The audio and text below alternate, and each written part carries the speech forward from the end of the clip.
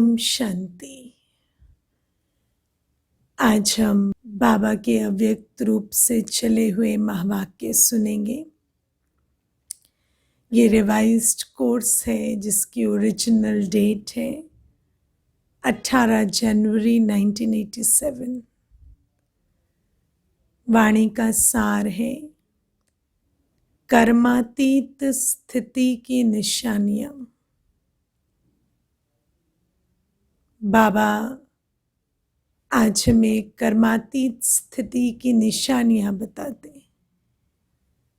ब्रह्मा बाबा ने प्रैक्टिकल कर्मातीत अवस्था का चित्र कैसा होता है वो हम बच्चों के सामने अपने चरित्र से खींच कर रखा।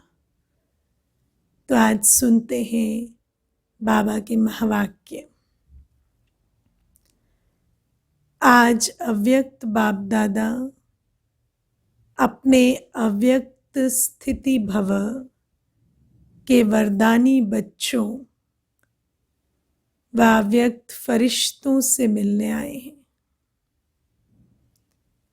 ये अव्यक्त मिलन इस सारे कल्प में अब एक ही बार संगम पर होता है। सतयुग में भी देव मिलन होगा, लेकिन फरिश्तों का मिलन, अव्यक्त मिलन इस समय ही होता है।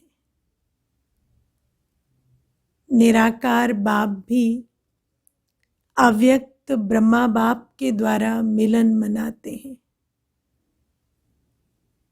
निराकार को भी ये फरिश्तों की महफिल अति प्रिय लगती है, इसलिए अपना धाम छोड़ आकारी व साकारी दुनिया में मिलन मनाने आए हैं। फरिश्ते बच्चों के स्नेह की आकर्षण से बाप को भी रूप बदल, वेश बदल बच्चों के संसार में आना ही पड़ता है। बाबा खींचे चले आते हैं, फरिश्ते बच्चों की स्नेह की आकर्षण में खींचे हुए। ये संगम युग बाप और बच्चों का अति प्यारा और न्यारा संसार है। स्नेह सबसे बड़ी आकर्षित करने की शक्ति है। जो परमात्मा बंधन मुक्त को भी, शरीर से मुक्त को भी स्नेह के बंधन में बांध लेती है।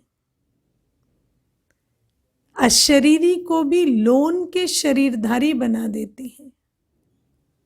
कौन सी शक्ति? स्नेह की शक्ति। यही है बच्चों के स्नेह का प्रत्यक्ष प्रमाण कि बाबा जो बंधन मुक्त है उनको भी बच्चे अपने स्नेह के बंधन में बांध निराकारी लोक से आकारी और साकारी वतन में बुला लेते हैं। आज का दिन अनेक चारों ओर के बच्चों के स्नेह की धाराएं, स्नेह के सागर में समाने का दिन है। बच्चे कहते हैं हम बाप दादा से मिलने आए हैं। बच्चे मिलने आए हैं व बच्चों से बाप मिलने आए हैं। बच्चे तो कोई दिल्ली से, कोई यूपी से, कोई एमपी से, कोई लंदन से, कोई अमेरिका से आए हैं। बच्चे ज्यादा दूर चलकर आए हैं या बाप? बाबा तो दूसरे लोक से आए। बाबा कहते, बच्चे कहते हैं हम बाप दादा से मिलने आए हैं, पर बच्चे मिलने आए हैं या बाप मिलने आए हैं? या दोनों ही मधुबन में मिलने आए हैं? बच्चे स्नेह के सागर में नहाने आए हैं, लेकिन बाप हजारों गंगाओं में नहाने आते हैं। इसलिए गंगा सागर का मेला विचित्र मेला है। बच्चे हैं वो गंगाएं और बाबा है सागर। गंगा सागर का मेला इसीलिए इतना प्रसिद्ध और प्रचलित है। स्नेह के सागर में समाये सागर समान बन जाते हैं। आज के दिन को बाप समान बनने का स्मृति अर्थात समर्थी दिवस कहते हैं। क्यों? आज का दिन ब्रह्मा बाप के संपन्न और संपूर्ण बाप समान बनने का यादगार दिवस है। 18 जनवरी का दिन, जिस दिन बाबा अव्यक्त हुए, वो कौन सा दिन है? ब्रह्मा बाबा के बाप समान संपन्न और संपूर्ण बाप समान बनने का दिन है। तो बाबा कहते हैं ब्रह्मा बच्चा सो बाप, क्योंकि ब्रह्मा बच्चा भी है, बाप भी है।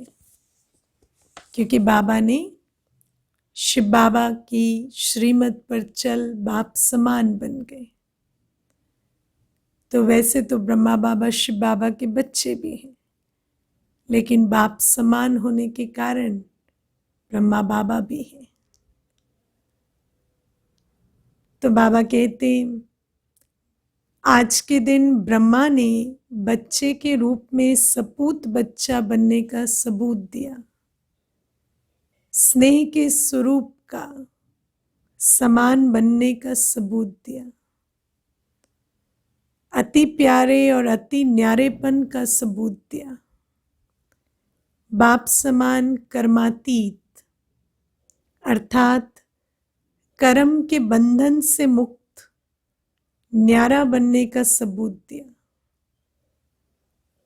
सारे कल्प के कर्मों के हिसाब किताब से मुक्त होने का सबूत दिया।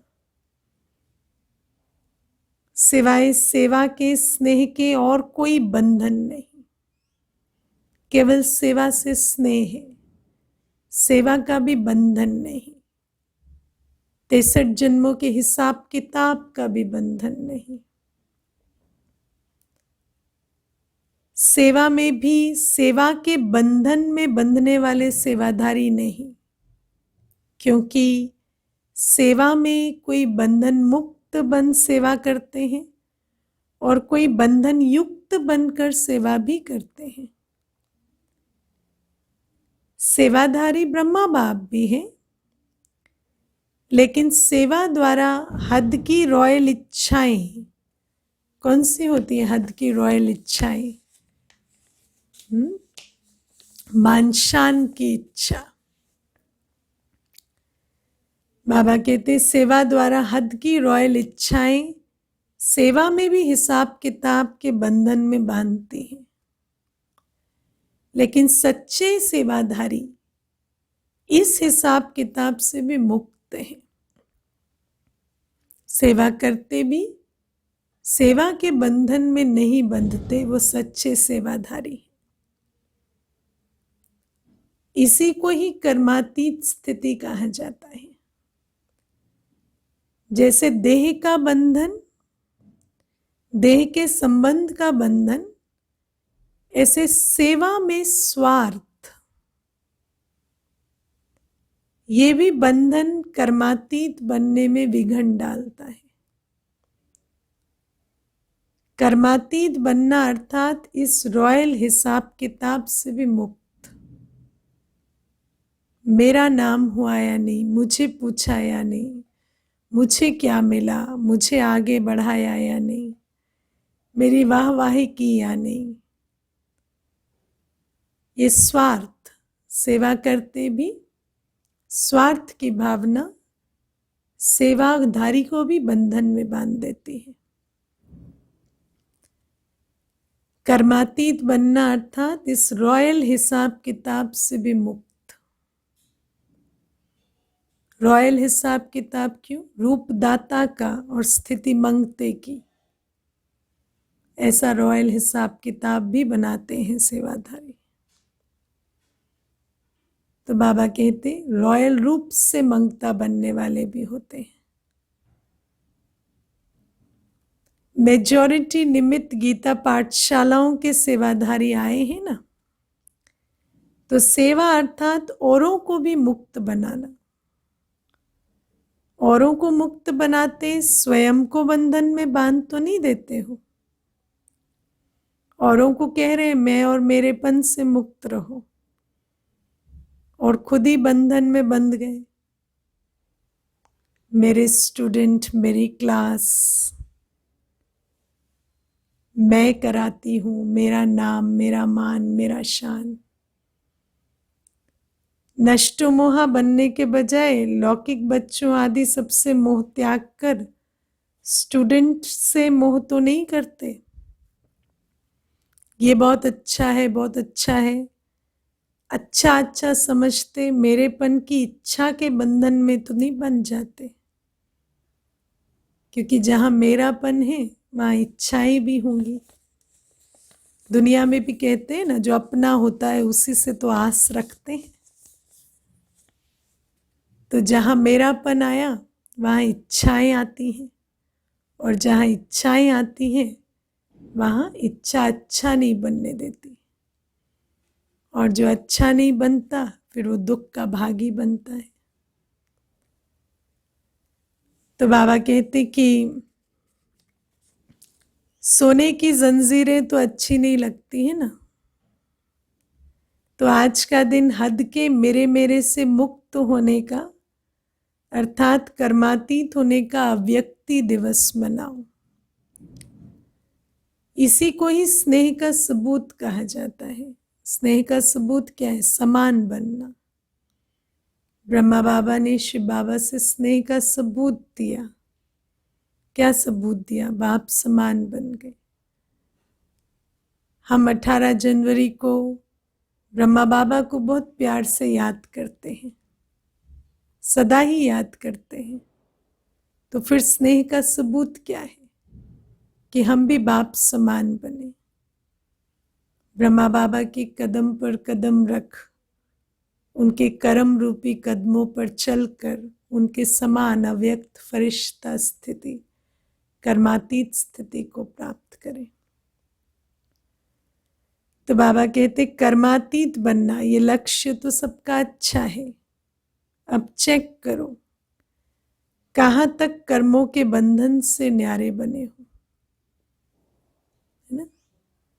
कहते दुख तो तभी होता है ना जिसके लिए करो और वो रिटर्न ना दे।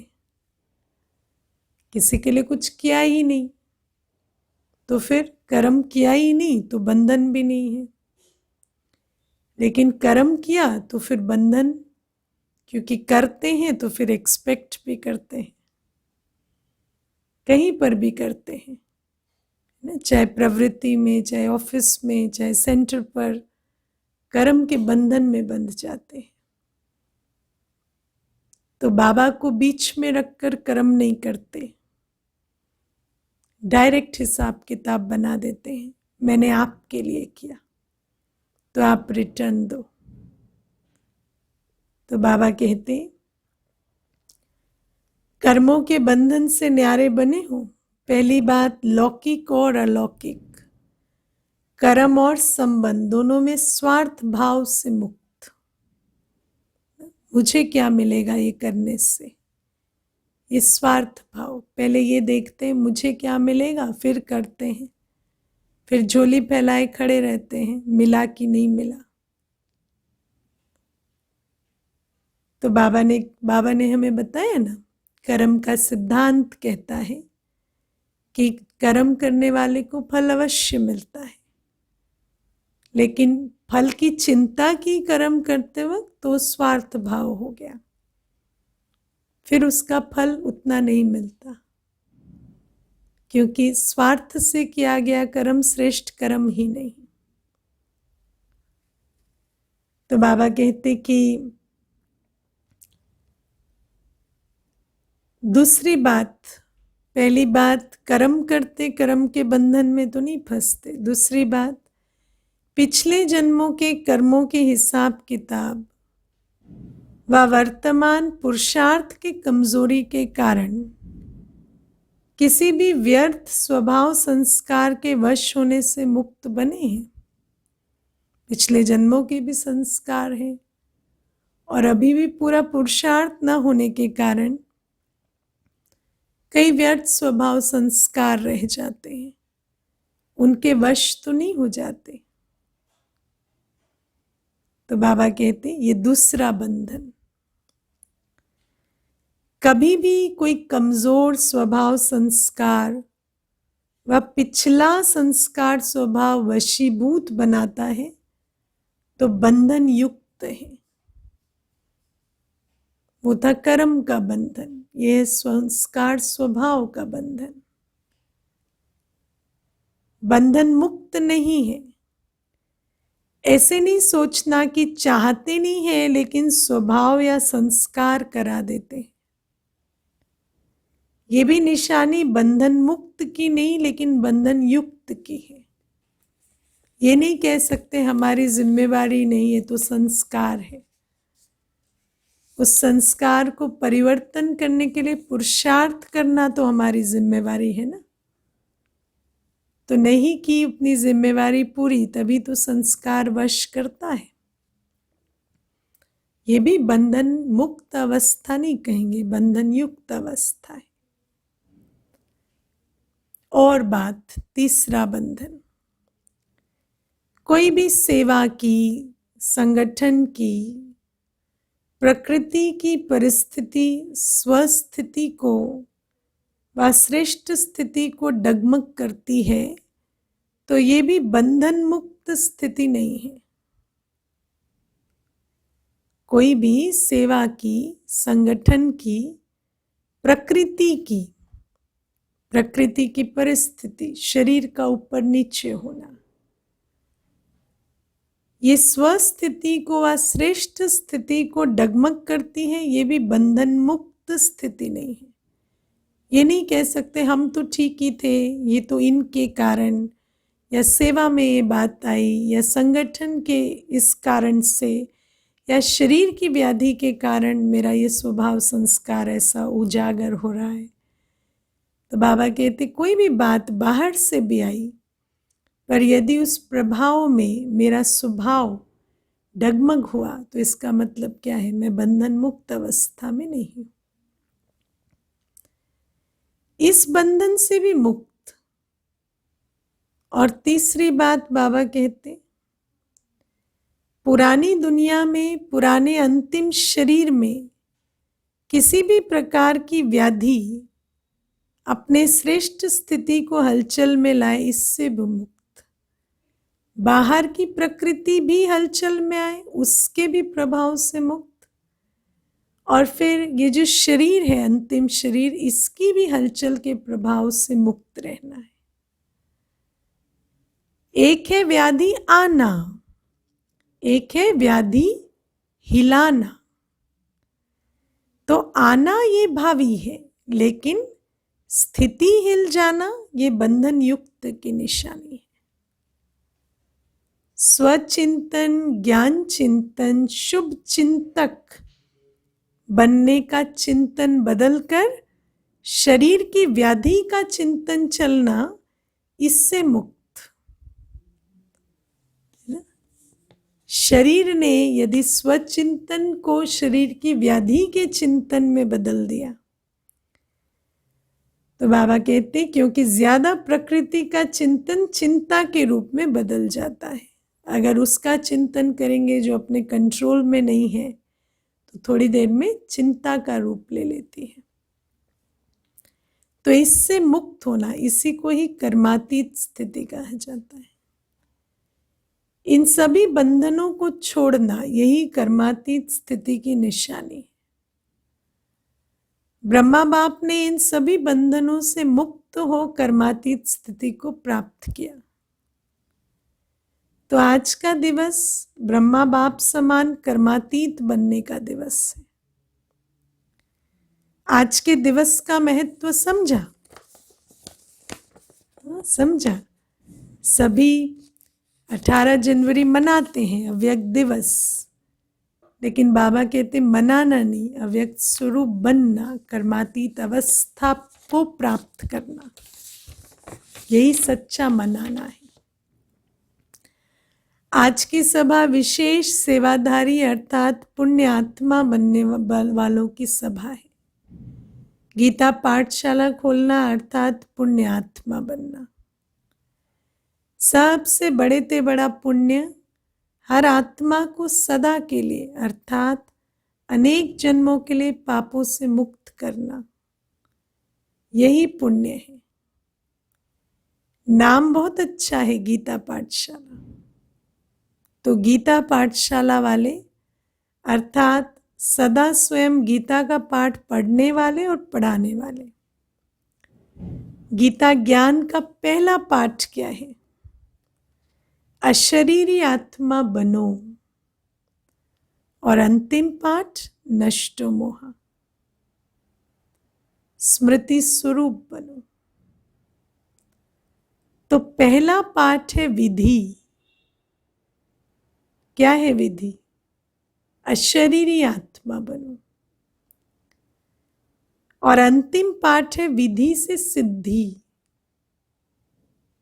अपने को अशरीरी आत्मा निश्चय करते करते हम कौन सी सिद्धि प्राप्त करेंगे? नष्टो मोह, स्मृति स्वरूप की सिद्धि। तो बाबा कहते तो गीता पाठशाला वाले हर समय ये पाठ पढ़ते हैं या सिर्फ मुरली सुनाते हैं? खुद भी पढ़ते हैं या सिर्फ सुनाते हैं? खुद भी नष्टो मोह स्मृति स्वरूप तक पहुंच रहे हैं या केवल नष्टो मोह का पाठ पढ़ा रहे हैं? खुद भी विधि अपनाते हैं या केवल विधि सुनाते हैं? विधि क्या है? अशरीरी आत्मा बनो। क्योंकि सच्ची गीता पाठशाला की विधि ये है कि पहले स्वयं पढ़ना अर्थात बनना, फिर औरों को निमित्त बनकर पढ़ाना। तो सभी गीता पाठशाला वाले इस विधि से सेवा करते हो। बाबा ने सदा कहा है सफलता, सेवा की सफलता तभी होती है जब विधि पूर्वक सेवा हो। आज बाबा विधि पर ध्यान खिंचवा रहे हैं, क्योंकि आप सभी इस विश्व के आगे परमात्मा पढ़ाई का सैंपल हो। कौन कौन सैंपल हो भाई? हाथ उठाओ। सैंपल है ना, शोकेस के शोपीस है ना बाबा के। तो विधि समझी? हाँ, दूसरों को तो सभी सुनाते हैं, खुद पढ़ते हैं शरीरी आत्मा बनने का पाठ, और सचमुच उस पढ़ाई से सिद्धि मिल रही है नष्टो मोह बनने की, या खुद बंधन में है और दूसरे को बंधन मुक्त बनने की विधि सिखा रहे हैं। तो सैंपल का महत्व होता है। सैंपल अनेक आत्माओं को ऐसा बनने की प्रेरणा देता है। तो गीता पाठशाला वालों के ऊपर बड़ी जिम्मेवारी है। अगर जरा भी सैंपल बनने में कमी दिखाई तो अनेक आत्माओं को भाग्य बनाने के बजाय भाग्य बनाने से वंचित करने के निमित्त भी बन जाएंगे। क्योंकि देखने वाले, सुनने वाले साकार रूप में आप निमित्त आत्माओं को ही देखते हैं। तो निमित्त जो होते हैं वो बड़े हाई रिस्क में है। अगर अच्छा सैंपल बने तो अनेकों का भाग्य बनाने के निमित्त बनते हैं, उस आधार से पुण्य आत्मा बन जाते। और अगर अच्छा सैंपल नहीं बने तो अनेकों की डिसर्विस भी करते और उस कारण से पाप का खाता बिछड़ता। बाप तो गुप्त है ना, इसलिए श्रेष्ठ कर्म करके दिखाओ। जो आपके श्रेष्ठ कर्मों को देख अनेक आत्माएं श्रेष्ठ कर्म करके अपने भाग्य की रेखा श्रेष्ठ बना सके, तो ऐसा सैंपल बनना है। कौन कौन बनेंगे सैंपल? हाथ उठाओ। है ना? बाबा कितनी सुंदर और कितनी क्लियर डायरेक्शन देते हैं। ब्रह्मा बाबा ने भी कभी कोई कार्य छोड़कर तपस्या नहीं की, सब कुछ करते कर्मातीत अवस्था को प्राप्त किया। क्यों? निस्वार्थ भाव से श्रीमत पर चल सच्चे सेवाधारी बने। बाबा आज हमें ब्रह्मा बाबा को फॉलो करने की प्रेरणा दे रहे हैं। तो बाबा कहते कि तो एक तो अपने को सदा सैंपल समझना और दूसरा सदा अपना सिंबल याद रखना। सिंबल क्या है? बाबा कहते गीता पाठशाला वालों का सिंबल याद है? कौन सा है? कमल पुष्प। क्योंकि गृहस्थ व्यवहार में रहते पवित्र रहने की निशानी है कमल पुष्प। बाप दादा ने सुनाया है कि कमल बनो और अमल करो। कमल बनने का साधन ही है अमल करना। अगर अमल नहीं करते तो कमल नहीं बन सकते। इसलिए सैंपल है और कमल पुष्प का सिंबल सदा बुद्धि में रखो। सेवा कितनी भी वृद्धि को प्राप्त हो, लेकिन सेवा करते न्यारे बन प्यारे बनना, है ना? पहले प्यारे बन जाएंगे तो लिपायमान हो जाएंगे। पहले न्यारा बनना। एक बाबा दूसरा न कोई। बाबा को बीच में रखना। किसी के साथ डायरेक्ट हिसाब किताब नहीं। प्यार की भी लेन देन बाबा को बीच में रखकर, पहले न्यारा फिर प्यारा। सिर्फ प्यारे नहीं बनना, न्यारे बनकर प्यारे बनना। क्योंकि सेवा से प्यार अच्छी बात है, लेकिन प्यार लगाव के रूप में बदल नहीं चाहे। इसको कहते न्यारे बन प्यारा बनना।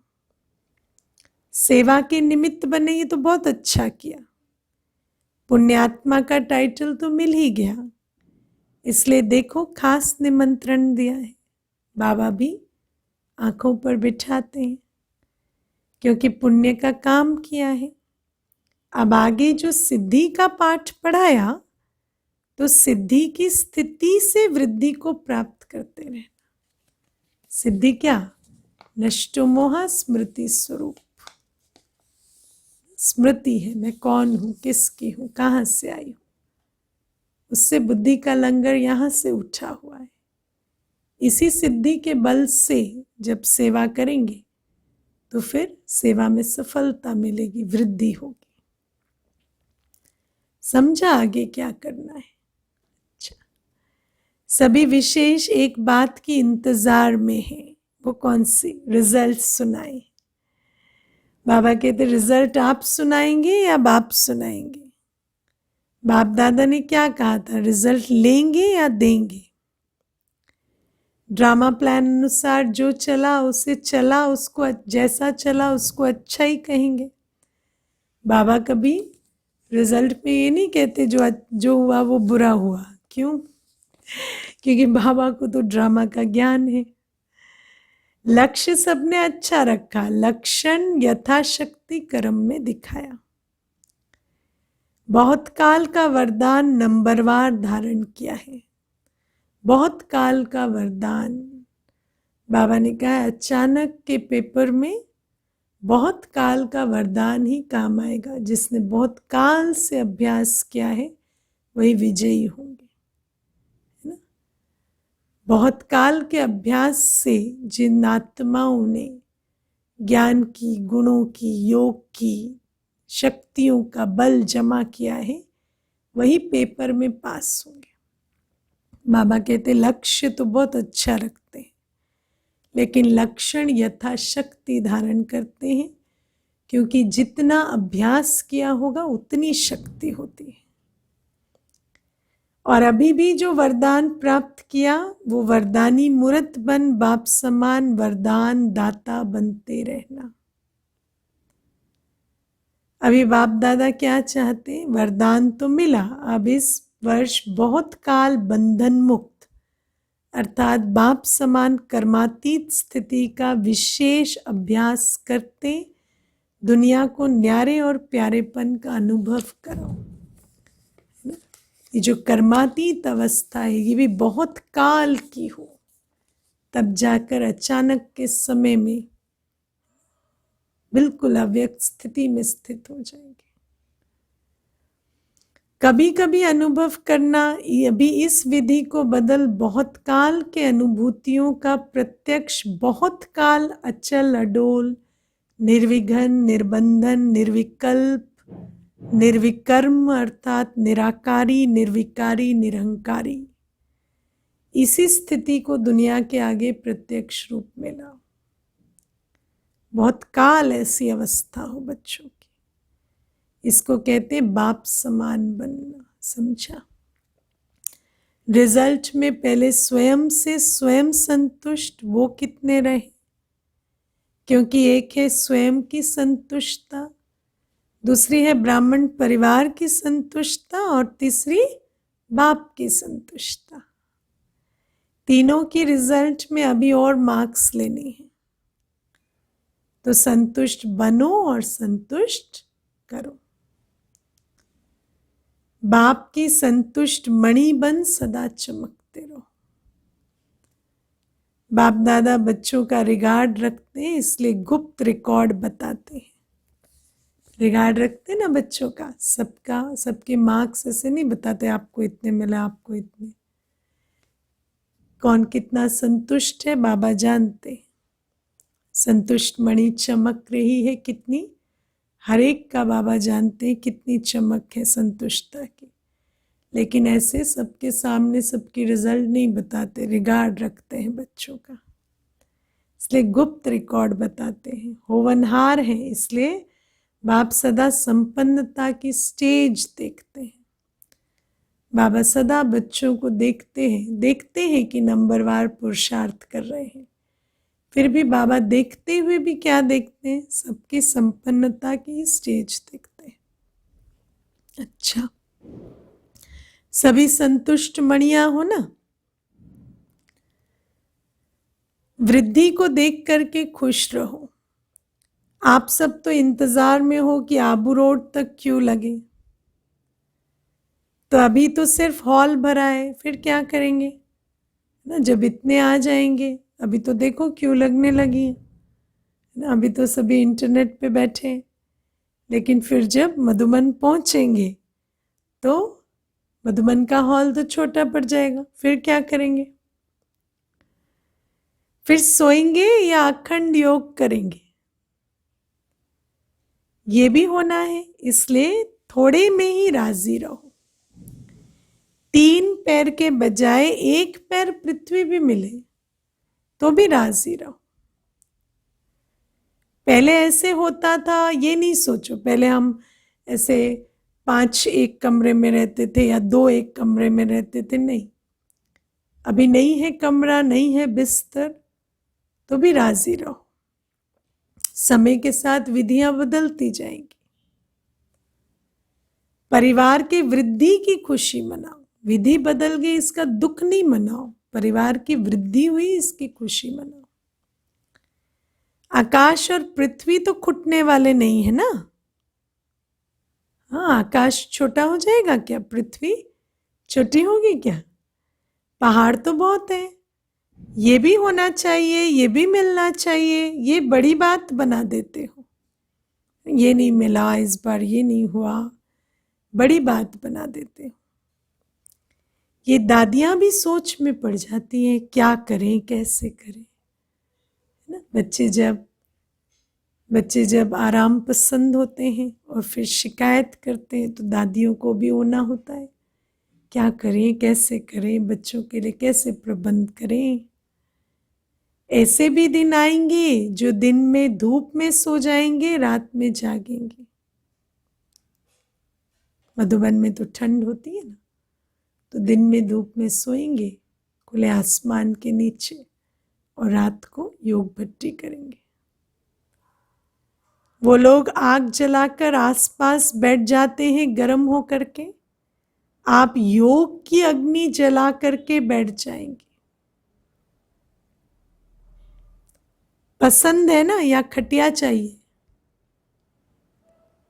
बताओ भाई, रेडी है? बाबा ने कहा ना, बहुत काल का अभ्यास चाहिए। एवर रेडी रहने के लिए अचानक का समय आ रहा है, एवर रेडी रहना है तो बहुत काल का अभ्यास चाहिए, दृढ़ निश्चय चाहिए। बाबा पूछते हैं, पसंद है या खटिया चाहिए? बैठने के लिए कुर्सी चाहिए? ये पहाड़ की पीठ कुर्सी बना देगा? जब तक साधन है तो सुख लो, नहीं है तो पहाड़ को कुर्सी बनाना। पीठ को आराम चाहिए ना, और तो कुछ नहीं है ना। लकड़ी की कुर्सी हो या पहाड़ की कुर्सी हो, क्या तकलीफ है?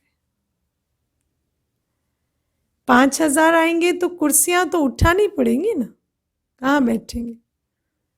5,000 के कमरे में कुर्सियां तो 1,000 ही डलेंगी, तो कुर्सियां तो हटानी पड़ेंगी, इतने बच्चे आएंगे तो। और जब क्यू लगेगी तो खटिया भी छोड़नी पड़ेगी। एवर रेडी रहना। अगर खटिया मिले तो भी हाँ जी, धरनी मिले तो भी हाँ जी। ऐसे नहीं खटिया मिले तो नहीं जी मैं धरनी पे सोऊंगा, नहीं, खटिया मिले तो हाँ जी, धरनी मिले तो भी हाँ जी।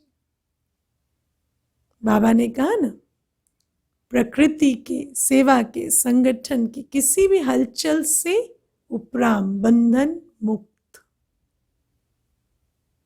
किसी भी हालात में कोई भी बात अपनी तरफ ना खींचे, संकल्पों में हलचल ना उत्पन्न हो, हर परिस्थिति में हाँ जी।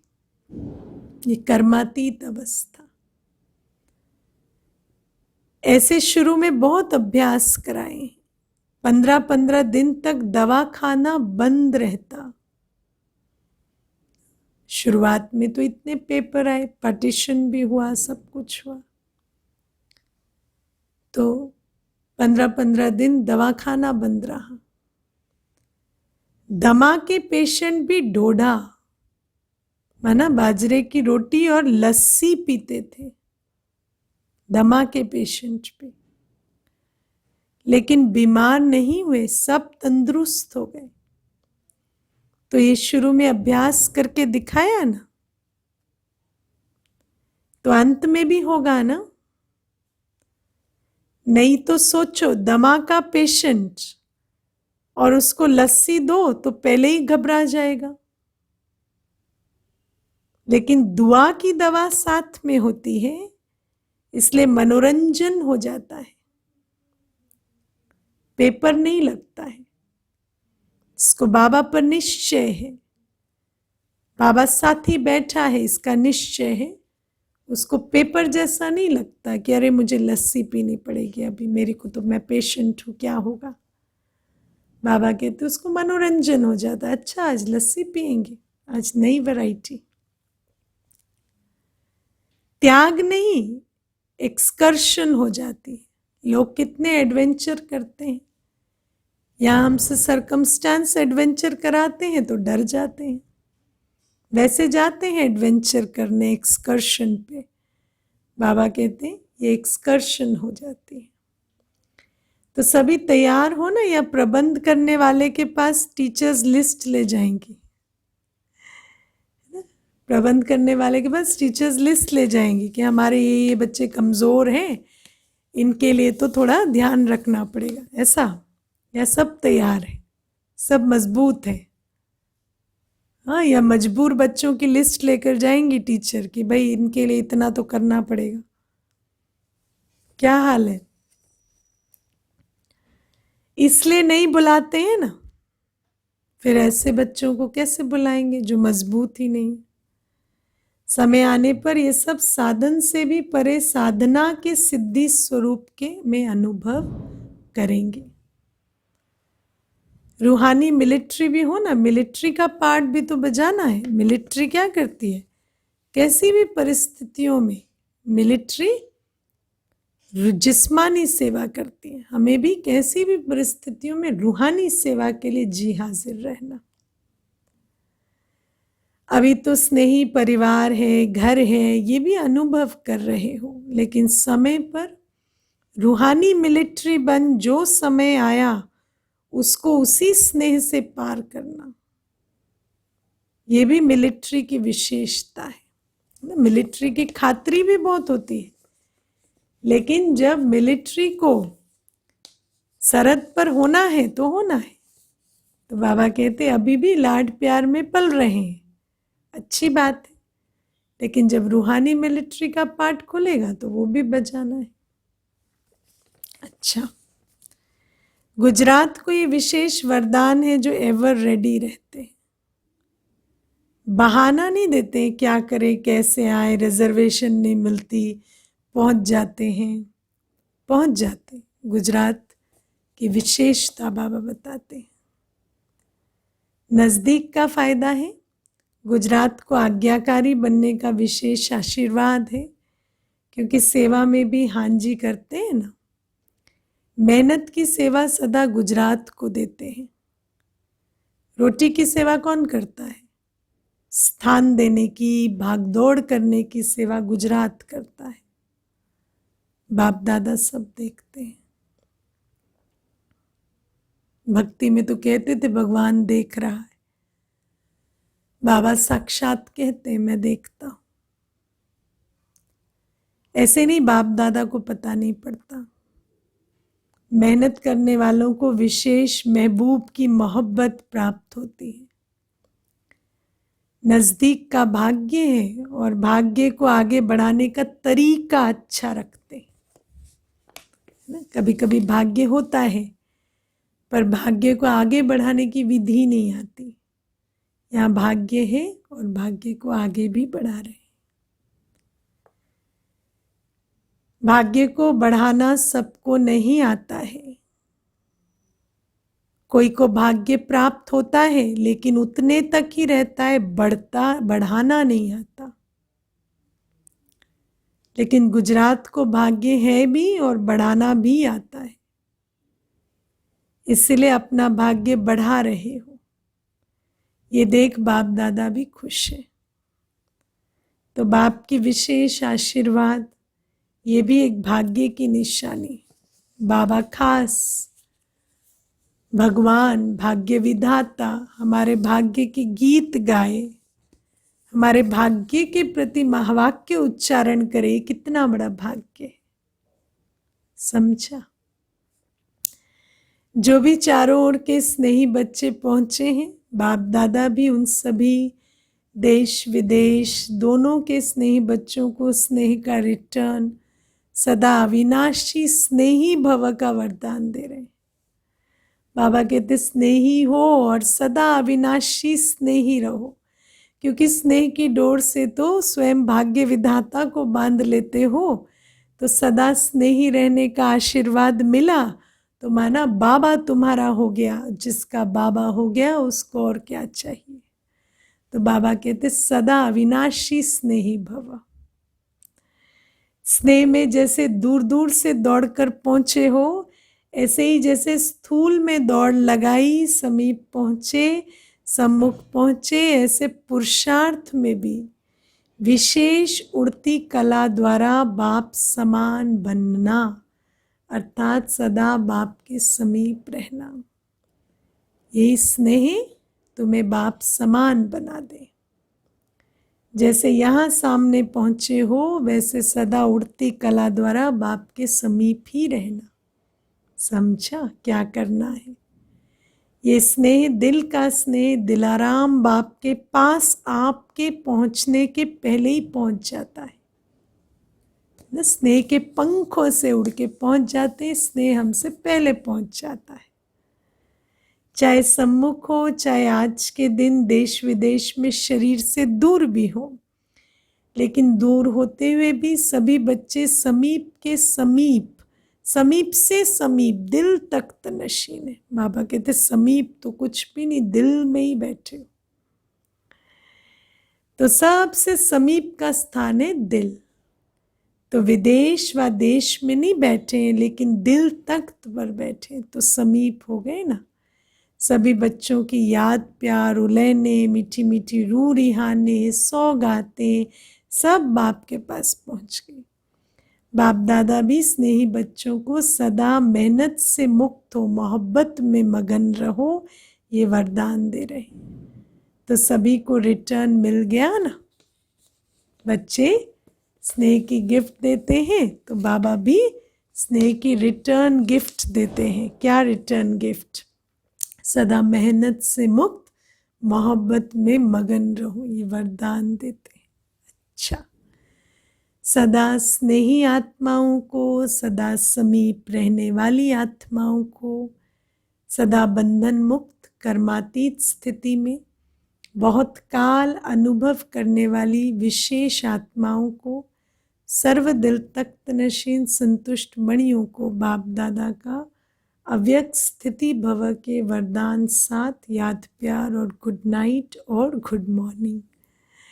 ऐसे मीठे प्यारे बाबा को भी हम बच्चों का याद, प्यार, गुड मॉर्निंग और नमस्ते। ओम शांति।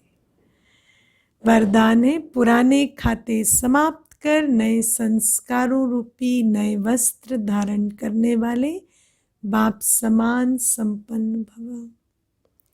जैसे दीपावली पर नए वस्त्र धारण करते हैं, ऐसे आप बच्चे इस मर्जीवा नए जन्म में नए संस्कार रूपी वस्त्र धारण कर नया वर्ष बनाओ। अपनी कमजोरियां, कमियां, निर्बलता, कोमलता आदि के जो भी पुराने खाते रहे हुए हैं, उन्हें समाप्त कर सच्ची दीपावली मनाओ। इस नए जन्म में नए संस्कार धारण कर लो तो बाप समान संपन्न बन जाएंगे। स्लोगन, शुद्ध संकल्प का खजाना जमा हो तो व्यर्थ संकल्पों में समय नहीं जाएगा। दवाई हो तो वैक्सीन है ना, वैक्सीन का इंतजार करें, सो वैक्सीन हो तो बीमारी पास नहीं आती। सही बाबा कहते, शुद्ध संकल्पों का स्टॉक जिसके पास हो, व्यर्थ संकल्पों में उनका समय नहीं जाता। ओम शांति।